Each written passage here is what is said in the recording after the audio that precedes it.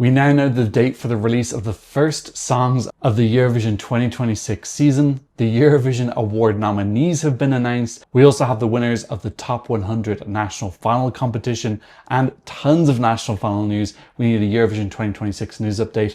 Let's geeky. Hi, my name is Tom. I'm an Irish Eurovision analyst and you can find all of this stuff on my Eurovision channel. Okay, welcome. Time for some more Eurovision news. A little bit more of a calm week this week after some crazy stuff happening in the preceding week. Quick shout out before we begin. I'm about to release my Eurovision 1992 review up onto my Patreon with all the original audio. Keep in mind, if you don't want to join my Patreon but you just want access to the old Eurovision reviews, you can just buy access to the folder. You don't need to join Patreon if you don't want to. Okay, so let's go to our first story, and it is about Festival Akungus. We have the initial announcement on when we're getting our first songs for Eurovision 2026. El Haida Dani announced that the FiK 64 songs will be released on November 21st. That is a week from today. So that might influence my news episode next week. So I have to wait and see what the release time is going to be like. But so excited to be getting our first songs of the season. Supernova songs are coming soon as well, but that might be early December. We usually get Estilal songs in early December as well, and possibly Vidber. So lots of fun stuff coming up in the next month. Make sure that you're subscribed. Next up, we have the announcement of the nominees for the Eurovision Song Contest Awards 2025. You can vote for your favorites on the official Eurovision Song Contest app. Let's check out the nominees. First category, Style Icon, Shkoda Electronica, Erika, Lucio and Zifferblatt. I think I'd have to give that to Shkoda Electronica. I love Beatrice's dress, and I actually thought that Kola looked really smart as well in the final performance. So that's my pick. You don't have to, I'm just telling you my winner. I'm not trying to influence the results. Next up, Choreo Monarch. We have Tommy Cash, Kyle Alessandro, Kai, and Justina Stechkowska. I'm going to give it to Kyle. I think that was like the best classic pop choreography for me. Obviously, I really like some of Kai's moves as well. Actually, Tommy Cash's dance was pretty good. I'd still give my vote to Kyle. Artistic Vision. We have Claudia, Tautometas, Red Sebastian, and Zoe. I think that's a really tough one. I think Claudia is gorgeous, but in a more like kind of standard way, staging, but I don't know if it's got like a vision that's kind of like newer, breaking down barriers. Whereas like Zoe's definitely something that's very risky, provocative. I'm going to go halfway. I'm going to go Tautu Metas for that one. That is a really difficult category. I think I can see that actually being like everyone very close to 25%. On stage ensemble, we have Napa, Remember Monday, Tautu Metas, and Catharsis. I'll give it a Catharsis because I just gave a vote to Tautu Metas, but they would be close as well. Miss Congeniality, Clemen? I didn't realize that he was someone who was considered Miss Congeniality. Sisal, Miriana Conte, or Vibe. That is a tough one between the latter three. I get the impression Miss Sisal was extremely popular. I know Miriana Conte was probably like Sisal. I think like genuinely like a lot of people really liked her. So I'll give it to Sisal. Certified Banger, Gabri Ponte, Sisal, Aberantina, and Mama Gama. What is Mama Gama doing? I think they included each country once. I think they wanted to have everyone in at least one category, so that's why. So I think that's been a little bit like wedged in. And Aberantina, definitely, such a banger.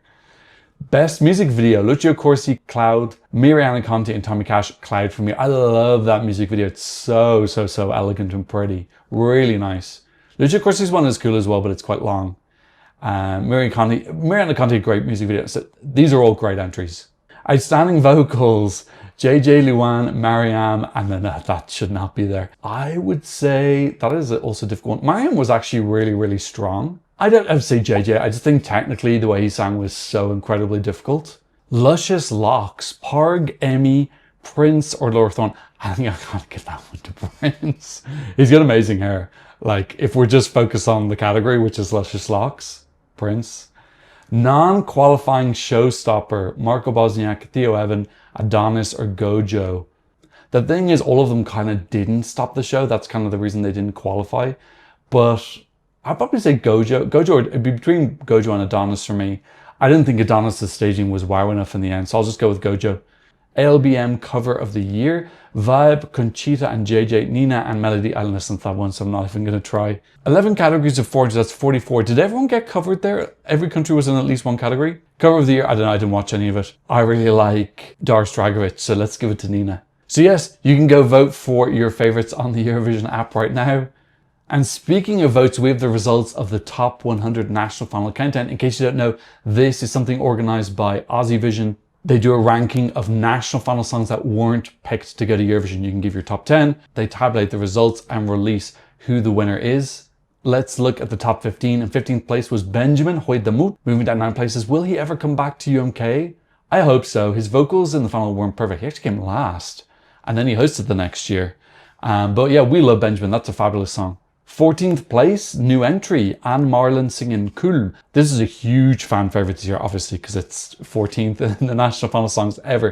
A little bit disappointed to see that she isn't necessarily, I'm not sure if she entered but didn't get picked, or maybe she's taking a rest here, but she seemed to have quite a lot of momentum. 13th, one of the songs that I voted for, Dr. Bulletproof. We were so close to having Dr. Dam. Didn't happen for various reasons. She didn't even win the national final, which was the first hurdle. But yeah, she is staying put in 13th place. Happy to see that. Really, really loved her staging concept with the disco ball bust. Amazing. 12th, really happy to see Jan is still there, moving up 4 places. Definitely think he could have, I'm not saying it definitely would have worked for Poland, but it would have been such excitement to see how this would have been perceived. One of my favorite songs lyrically ever in Eurovision. The lyrics are so excellent. Really witty, cutting criticism of superficiality and influencer culture. Gladiator by Jan, really happy to see that's moved up 4 spots to 12th. Also one of my most viewed reactions on my channel ever, which was so crazy. 11th, Ciao Ciao, La Representante de Lista, moving down 1 spot. Another huge fan favorite. Some people absolutely adore the song. I don't think they've been back since they did Ciao Ciao, have they? Then we have Sara Sipala from Paskana, moving down 5 spots. Really, really, really beautiful staging she had as well with that light going around. What a wonderful entry. A little bit sad that she came second. I like No Rules, but I still would have preferred Sarah to go through. But No Rules won. In 9th place was the song that I put number 1, which is Loreen singing Statements. Incredible. This is like the biggest Robbie in Eurovision history. Incredible song. Beautiful staging. Just absolutely stunning. It was just too dark and edgy. You know, some people saying if this had gone to Eurovision, it would have won. But based on how Swedish people react to it, that kind of makes me think it wouldn't have. But it would have been such a wonderful statement to make. It really was just like a wonderful art piece. So great to see that Loreen is still top 10. 8th, a new entry for Poland. 2 entries for Poland in the top 12. Svada and Nico singing Lusterka. Really hope we see them maybe coming back in the Polish national final again this year if they've got a strong entry. 7, moving down 3 spots, we've got Mahmoud singing Tuta Gold. Another fabulous entry. He wasn't even top 5 in Cyprus with that. I think he was 6th, which was just crazy because that song was wonderful. Speaking of 6th, we have Erika Wikman with Cicciolina. This was her song in 2020 where she came 2nd. She lost to Axel, who actually had a fabulous song, which I think could have been a little bit of a sleeper hit in Eurovision 2020 if it had happened. So great that Erika though was able to come back and get her moment on the Eurovision stage. She's moved up 6 spots to 6th. Top 5 now. In 5th place we have Kaino Monument. We've in 2 spots. They've won before this top 100. This is one of my most thumbed down videos ever. I actually watched it back and it wasn't even that negative. It just was the fact that I didn't like it that much. But yeah, I don't get Kaino in the same way that other people in the community absolutely love them.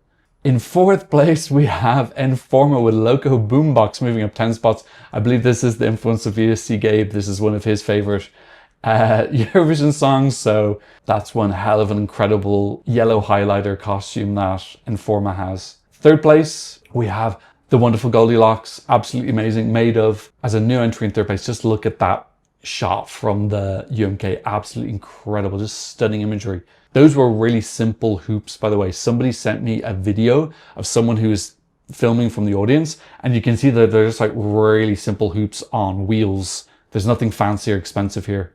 Okay, top 2, and it is Kuma Ilvoimainen, Ilvoimainen, I think I'm saying that right, I'm not saying that right, which stays put in 2nd place. I think this came 5th in the UMK that it was in or something crazy. It's a stunning song. It's kind of crazy that it wasn't close to winning. Eurofans loving it, putting it number 2, which means that number 1 for the 2nd year in a row, well, it has to be 2nd year because the song was released in 24, is Annalisa singing Sinceramente. Such a classy bop. This is like a bop, but it's got like expensive Cartier feel to it. So it's kind of a really, really iconic song.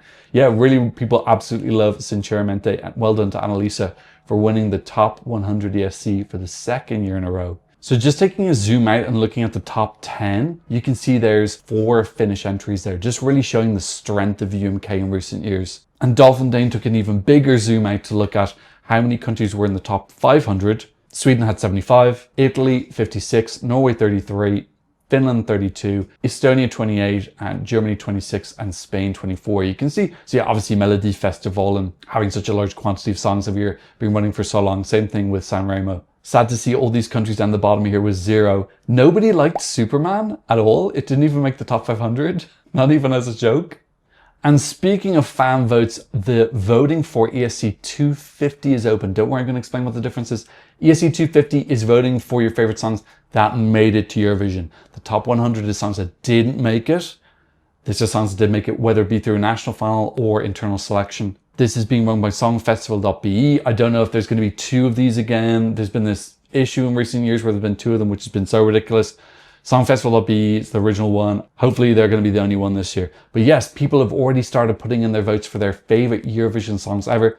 I'm going to do 2 lists this year. I'm going to do one up until 1999, and then I'm going to do one from 2000 onwards, and I'm going to do them as 2 videos. So make sure that you're subscribed so you don't miss those videos when they pop up. I just want to do a little bit of separation because there are lots of great songs before 2000. So I wanted to give them a little bit of a shout out. So I'm going to be doing my 2 lists. And obviously, since I'm reviewing old Eurovisions now, I have some new favorites. So I'm really excited to do my pre-2000 list. So check out that video. It's going to be coming soon. The results of ESC 250 are usually announced on New Year's Eve. So voting will probably stop a couple of weeks before that. So get your votes in now. Okay, next up we have a winner for Festival Kungas in Kosovo. RC Bako won with her song, I'm not going to even try and say it. Although Reza is Jare Im, does that mean fire, maybe? The second place was assigned to Florent Abashi and the third place to Arietta. So yeah, in case you don't know, Kosovo are holding their own Festival Kungas. They aren't eligible to be in Eurovision yet because they need to be members of the ITU and the Council of Europe. I believe they've applied for the latter. So some people in Kosovo have argued, could they be given an invitation by the EBU in the same way that Australia does as an associate broadcaster? But there is this more standard path for Kosovo to join, which is joining ITU Council of Europe. So I don't know what's happening. Maybe your EBU are just like, you need to go through the normal pathways. But yeah, Kosovo are doing Festival Kungas. I think this is the 3rd or 4th edition. So once they do eventually get membership to those entities, they will be eligible to join and be in the Eurovision family. Okay, next up, we've got a little bit of news from Luzak, who is one of the finalists from the Luxembourg Song Contest. He says, okay, now I can say it. You wouldn't believe the number of AI-generated songs I received, all with the expectation that I'd send them for auditions. So disrespectful of you. Just so you know, I've blocked all of these people. Bye. How can people who've never written or composed a single song send me stuff like that, think I'll love it and pay to record and recompose it when they haven't done a thing? What's more, some of them lied to me saying it wasn't AI and that it was their cousin singing. You think I'm stupid? I've learned to tell the difference 100% between AI and real music. And the worst part is, even some great songwriters and composers sent me songs like that. Well, whatever. The only thing that reassures me is that all the music was rubbish, so there is hope. But yet this is part of a bigger issue, not even just in Eurovision, but worldwide, of AI encroaching in on creative spaces. A lot of controversy last year with the AI cartoon graphics in Junior Eurovision, where they're making some of the children thinner. And then this year, I believe there's been controversy with Malta's music video, which I haven't seen yet. And now Luzak from Luxembourg is saying that he's getting loads of AI songs in. I know a lot of people are asking for anything that's AI to be tagged. I've also seen people on social media saying there should be an AI button, like you can switch it off if you don't want to see any AI content. But it definitely seems like a lot of people want it to be labeled clear. It's very difficult for me when I'm doing reviews and I see something that's animated and I don't know if it's AI or if I see some graphics from a national final. Sometimes it's obvious if something's AI and sometimes it's a little bit less obvious. I think it's going to get more and more less obvious as time goes on. So it'd be great if we could have some labeling so we could just know what we're consuming. But yeah, crazy. Lots of AI music creeping into Eurovision national finals.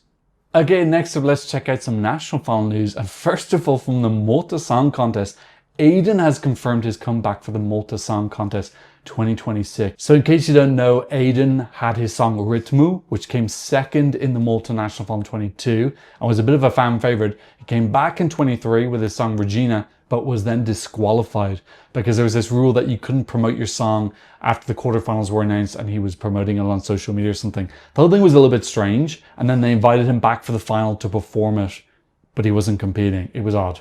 Anyway, 2 years later, he has eventually come back. I didn't realize he was such a big star in Malta. The buzz is real with 14 #1 hits. This is Wee Wee Blogs. Sold out concerts in Malta's arena and performances in front of crowds of almost 50,000. He's one of Malta's most successful and beloved artists. Is that true, Maltese people, or are Wee Wee Blogs just hyping? So really exciting that Aiden has entered MESC 2026. I'd love to see Destiny back as well. I feel like she's got winner potential.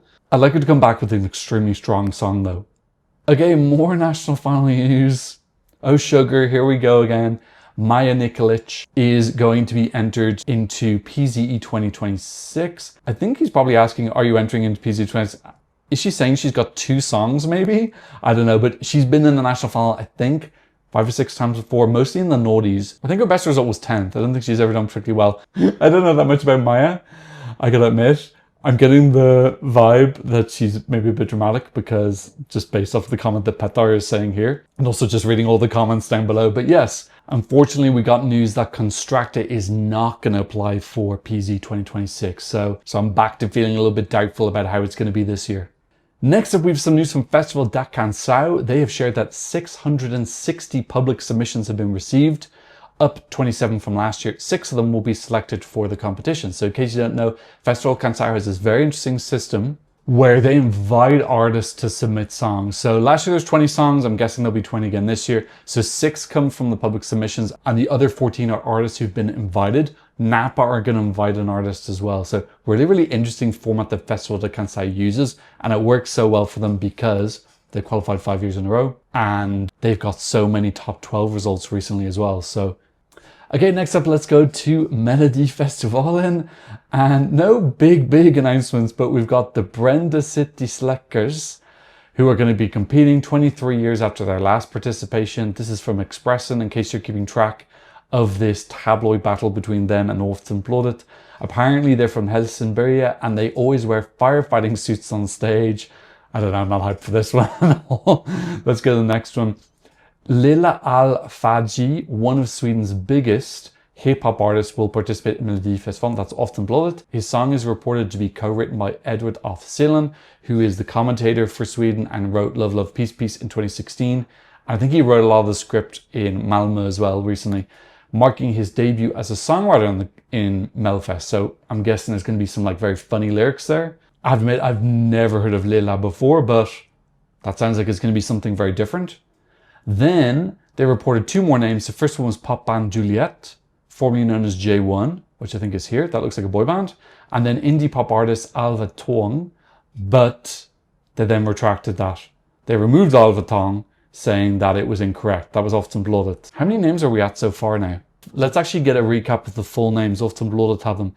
Saga Myra Omar's exciting Smash Into Pieces, the girl who used to be fucking Snusk, Grezula Medina, Robin Bengtsson, Sanna Nielsen. 18s, I'm not hyped, but other people are. We've got 26 names now, so theoretically there's only 4 more people left named. They don't usually save a big one for us, although I think Victoria Silverstead was one of the last to be named last year. So maybe they're saving 1 more big name. But like, I think we've got enough there. Most of them were announced pretty early. Jacqueline as well is wonderful. I think Medina would be such a great follow-up to Kai. They've been wonderful. They've been so close as well. Haven't they come 2nd and 3rd? Next up, let's go to a small update from San Remo and Marco Mangoni updates, which might not be very reliable, but apparently he was asked about San Remo 2026 and he said, never say never, I'm a last minute kind of guy.